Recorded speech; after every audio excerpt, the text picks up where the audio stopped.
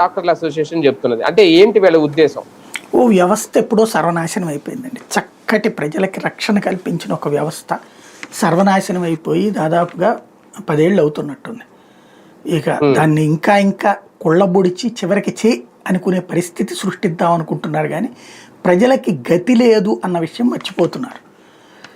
ఆరోగ్యశ్రీ అనేది గతి లేకనే తీసుకుంటున్నారు.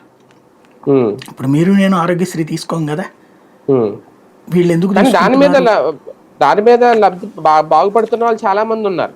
అంటే ఇక్కడ ప్రాక్టికల్ గా ఒక పాయింట్ చూడాలి మనం. ఇప్పుడు వాళ్ళందరి పరిస్థితి ఏంటనేది ఇక్కడ హాస్పిటళ్ళు వాళ్ళకి సంబంధించినంత వరకు నేను కొంతమంది డాక్టర్లతో మాట్లాడా, ఆరోగ్యశ్రీ వల్ల వాళ్ళకి పెద్దగా లాభం ఏం లేదు.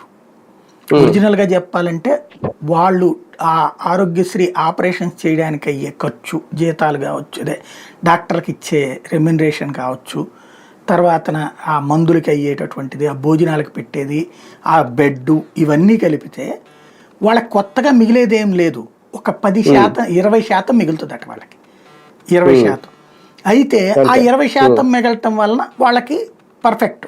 కానీ ఏమైపోతుంది, ఈ బిల్లులు పెండింగ్ వల్ల ఈ 20%లో 15% తుడుచుకుపోయినట్టే.